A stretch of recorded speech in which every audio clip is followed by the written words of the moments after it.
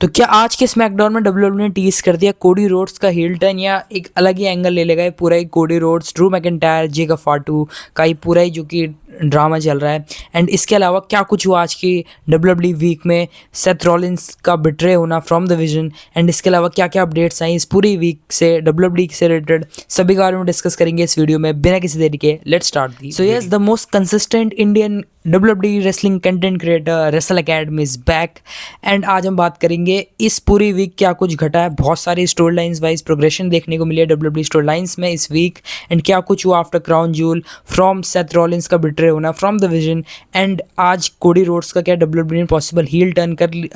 Turn tease किया है या कोई और ही एंगल ले लेगा ये पूरी स्टोरी लाइन। तो सभी के बारे में डिस्कस करेंगे इस वीडियो में। तो सबसे पहले बात करते हैं सीरीज से, जो कि हुआ था फ्रॉम मंडे नाइट रॉ, जो कि था सेथ रॉलिंस का वो एंगल दिखाना जहाँ पे सेथ रॉलिंस को बिट्रे कर दिया उन्हीं के मेंबर्स ने, विजन ने, जो कि 6 महीने हुए थे इस फॉर्मेशन को फॉर्म होने के लिए। एंड अगर डब्ल्यूडब्ल्यूई का ये पहले से प्लान था दैट कि सेथ पे अटैक हो जाएगा विजन के द्वारा या विजन उनको बिट्रे कर देगी, जो कि मैंने प्रेडिक्शन वीडियो में बोला था कि ये सूनर और लेटर होने वाला है। बट अभी डब्ल्यूडब्ल्यूई इतने जल्दी ट्रिगर पुल ना करे, बट इसी मंडे नाइट ड्रॉ में डब्ल्यूडब्ल्यूई ने दिखा दिया कि सेथ रॉलिंस अब बिट्रे हो चुके हैं और अब वो पार्ट नहीं है विजन के। जो पॉसिबिलिटी हो रही है या जो स्पेकुलेशन लगाई जा रही है इस एंगल का दिखाने का, वो है मेजर कि सेथ रॉलिंस की पॉसिबल इंजरी जो कि उनको सफ़र हुई थी जब उन्होंने वो मूव एग्जीक्यूट किया था, वो टॉप ऑफ द रोप, जो कि मैंने अपनी रिव्यू वीडियो में बात करी थी कि वो आई थिंक सो उतनी वेल कनेक्टेड या उतने तरीके से वेल एग्जीक्यूटेड नहीं हुआ था। एंड ऐसे रूमर्स आ रही हैं, स्पेकुलेशन लगाई जा रही है कि वही पॉसिबल रीज़न है कि सेथ रॉलिंस की इंजरी का।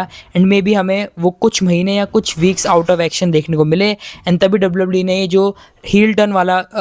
एंगल लगाया एंड विजन ने बिट्रे कर दिया सेथ रॉलिंस को, वो दिखाया बिकॉज सेथ को डब्ल्यूडब्ल्यूई को आउट ऑफ एक्शन रखना था वीक्स के लिए। एंड ये सूनर और लेटर होना ही था, बट इतनी जल्दी डब्ल्यूडब्ल्यूई ने ट्रिगर कर दिया। इस पीछे का रीज़न यही है दैट कि वो सेथ की possible injury after his match with Cody Rhodes. So इसी वजह से सेथ रॉलिंस को बाहर रखने के लिए डब्ल्यूडब्ल्यूई ने एंगल दिखाया। And may be a possibility ये है दैट सेथ रॉलिंस हमें 1-2 महीने के लिए टीवी से बाहर। जो अब सेकंड पॉसिबिलिटी आती है दैट कि सेथ के एक्चुअली में इंजर्ड है, बिकॉज हमने सेम एंगल देखा था जब उनको money in the bank brief case उनको मिला था and Saturday night main events में उनका एलए नाइट के साथ मैच था, तो उन्होंने नी इंजरी भी सेल करी थी, अपनी फेक नी इंजरी सेल करी थी। तो कई लोग यही स्पेकुलेट कर रहे हैं दैट कि ये भी इनकी फेक इंजरी है, वो टीज कर रहे हैं बिकॉज इससे पहले जो मैच हुआ था, इस एंगल दिखाने से पहले जो मैच हुआ था वो था for the number 1 contender for world heavyweight championship match, जिसमें सीएम पंक ने पिन कर दिया था यहाँ पे जे ऊसो को, एंड वो बन चुके हैं number 1 contender for Seth Rollins की वर्ल्ड हेवीवेट चैंपियनशिप। तो क्या ये फिर से सेथ का एक तरीका है टीज करने का या ये दिखाने का या सीएम पंक से मजे लेने का, एंड वो फिर से कॉस्ट कर दे सीएम पंक को उनका चैंपियनशिप मैच या चैंपियनशिप अपॉर्चुनिटी? तो ये तो देखने लायक होगा, बट मे बी इसकी पॉसिबिलिटी बहुत कम है बिकॉज अब डब्ल्यूडब्ल्यूई को या तो चैंपियनशिप वेकेंट करनी पड़ेगी, एंड अगर चैंपियनशिप वेकेंट नहीं होती पॉसिबिलिटी बढ़ जाती है कि ये एंगल डब्ल्यूडब्ल्यूई दिखा सकती है, बट ऑलरेडी ये एग्जीक्यूट कर चुकी है डब्ल्यूडब्ल्यूई एट समर स्लैम, तो मे बी इसकी पॉसिबिलिटी भी कम रह जाती है इस एंगल की बात। अब बात करते हैं तीसरी पॉसिबिलिटी जो कि इस एंगल के दिखाने के बाद अराइज हुई कि क्या चैंपियनशिप वेकेंट होने वाली है सेथ रॉलिंस की वर्ल्ड हेवीवेट चैंपियनशिप, बिकॉज अब अगर वो रियल लाइफ में या रियलिटी में उनको इंजरी होती है एंड वो आउट ऑफ एक्शन रहते हैं, तो ऐसे में ये देखना होगा डब्ल्यूडब्ल्यूई को कि अब उनका नया वर्ल्ड हेवीवेट चैंपियन कौन होगा। एंड यहाँ पे सीएम पंक ऑलरेडी बन चुके थे नंबर 1 कंटेंडर, तो क्या उनको एक नया चैलेंजर मिलेगा सैटरडे नाइट मेन इवेंट्स में, या डब्ल्यूडब्ल्यूई उसको फिर से रूल आउट कर देगी एंड एक बैटल रॉयल या फिर से एक लैडर्स मैच या मल्टीपर्सन मैच रख सकती है at Saturday night main events, जो कि होने वाला है फ्रॉम 2 नवंबर आई गेस। सो अगले ही सैटरडे या संडे होने वाला है ये। तो यहाँ पे देखने लायक होगा कि चैंपियनशिप का क्या होता है अगर सेथ रॉलिंस की इंजरी सभी के बारे में बात करेंगे आने वाली वीडियोस में। तो ये सब थी सेथ रॉलिंस की update, injury update. And comment में मेरे को बताना है कि क्या आपको ये स्टोरी लाइन का पार्ट लग रहा है या रियल लाइफ में उनको इंजरी हुई after his match with Cody Rhodes at Crown Jewel. एंड अब बात करते हैं आज के स्मैकडाउन से रिलेटेड जो कि होनी थी आफ्टर क्राउन जूल, पहली स्मैकडाउन थी। एंड शो की स्टार्टिंग करते हैं निक एल्डिस एंड वो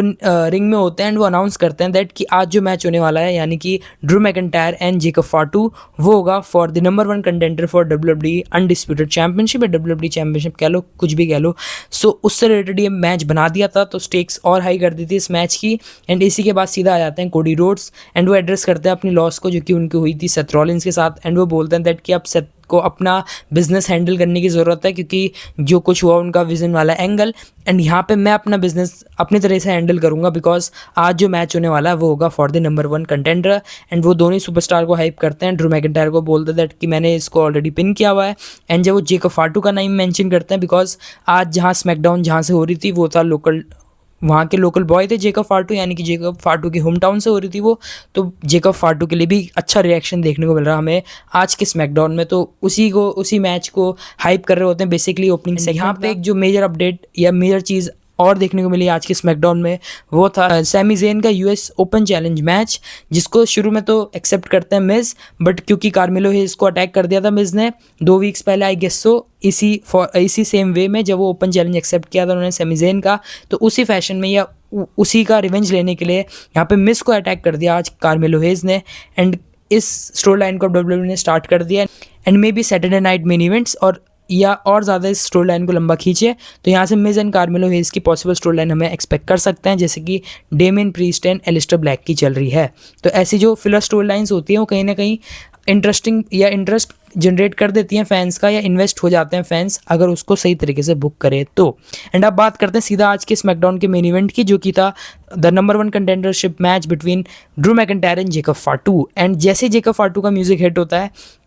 तो थोड़ा टाइम लगता है जेकब फाटू को एंट्री करने में, तो ऐसा लगता है दैट कि वो थोड़ा टाइम ले रहे हैं या उनका पहला म्यूजिक हिट कर दिया, बट फिर सीधा कैमरा रोल होता है बैक स्टेज, एंड वहाँ पे हमें पता लगता है दैट जेकब फाटू को मैच से पहले यहाँ पे नॉकआउट कर दिया है, या किसी ने बुरी तरह से डिस्ट्रॉय कर दिया, ब्रूटलाइज कर दिया है। एंड यहाँ पे जेकब फाटू इस कंडीशन में नहीं है कि वो मैच रेसल करे, एंड उनका ब्लड भी निकल रहा है, ब्लड वाला एंगल भी दिखा दिया, एंड ये भी दिखा दिया कि कहीं ना कहीं दांत वांत भी तोड़े हैं। तो जिसने भी अटैक किया था या ऐसा दिखा रही थी डब्ल्यूडब्ल्यूई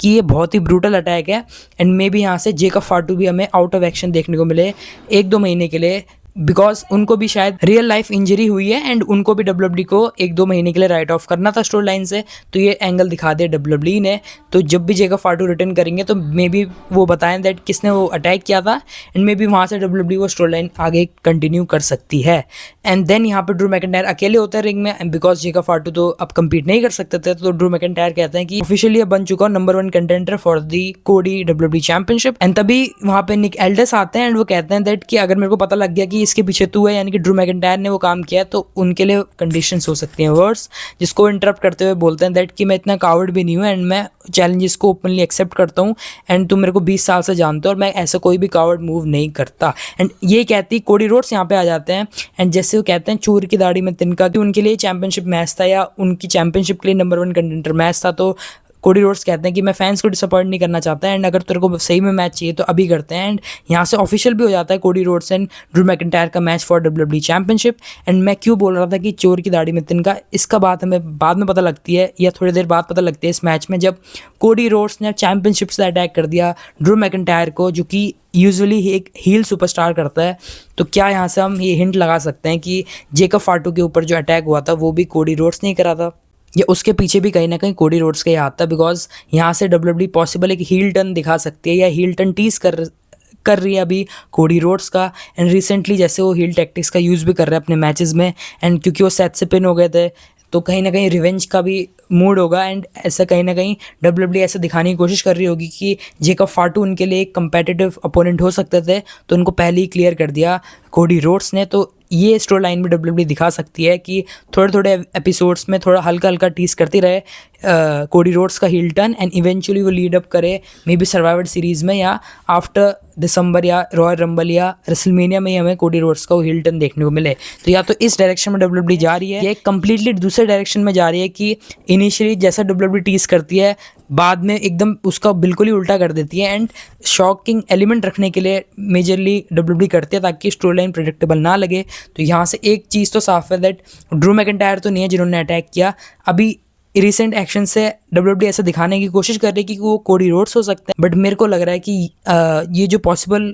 अपोनेंट हो सकते हैं, या जैसा डब्ल्यूडब्ल्यूई पॉसिबल स्टोरी लाइन ला सकते हैं, वो हो सकता है या तो पहला कि रैंडी ऑर्टन का यहाँ पे हील टर्न हो जाए, जो कि मैंने रिव्यू वीडियो में बोला था अपने क्राउन जूल के रिव्यू वीडियो में, कि यहाँ पे रैंडी ऑर्टन का भी हील टर्न डब्ल्यूडब्ल्यूई टीज कर रही है। तो मे बी यहीं से शुरुआत हो रैंडी ऑर्टन के हील टर्न की कि वो धीरे धीरे सभी को ठिकाना लगा रहे हैं, सभी को आउट कर रहे हैं, जो कि उनकी चैंपियनशिप वाली पिक्चर में आ रहा है। एंड जेकब फाटू उनके पहले प्रे बने हैं, क्योंकि वो ऑब्वियसली एपेक्स प्रेडेटर उनको कहा जाता है, तो वही वाइपर वाली वो चीज़ कर रहे हैं धीरे धीरे। या डब्ल्यूडब्ल्यूई यहाँ से कम्प्लीटली एक डिफरेंट डायरेक्शन में भी जा सकती है कि वो रैंडी ऑर्टन भी ना हो, कोडी रोड्स भी ना हो, वो ड्रू मैकिंटायर भी ना हो, या वो कोई रिटर्निंग सुपरस्टार ही हो जाए। एंड जो भी स्पेकुलेशन लग रही है वो सभी धरी की धरी रह जाए, एंड किसी सरप्राइजिंग सुपरस्टार का मैं यहाँ पे रिटर्न देखने को मिले। या ये मेरी वाइल्ड स्पेकुलेशन हो सकती है, अभी इसके चांसेस बहुत ही कम है, एंड मे बी ऐसा ना भी हो। मे बी हमें यहाँ पे ऑस्टिन थ्योरी का एकदम कंप्लीट कैरेक्टर चेंज देखने को मिले, एंड वो सभी रिस्पॉन्सिबल हो, या उनकी पूरी एक फैक्शन रिस्पॉन्सिबल हो इस अटैक के को लेके। एंड यहाँ पे एक और वाइल्ड गैस लगा रहे थे कि वो MFT हो सकते हैं, बट MFT तो बिल्कुल ही नहीं हो सकते, बिकॉज उनका भी डब्ल्यूडब्ल्यूई टीजी ऐसे कर रही है कि वो टैग टीम्स में अटैक कर रही है, तो अगर MFT हुई तो ये सरप्राइजिंग बिल्कुल नहीं होगा, एंड ये बहुत ज़्यादा ही ऑब्वियस हो जाएगा अगर MFT उस अटैक के पीछे होती है। बट इसके चांसेस बहुत ज़्यादा कम है, इतनी ऑब्वियस डब्ल्यूडब्ल्यूई जाएगी नहीं। तो या तो ये रैंडी ऑर्टन का हील टर्न टीज कर रहे हैं, या एक कम्प्लीटली एक दूसरे सुपरस्टार हो सकते हैं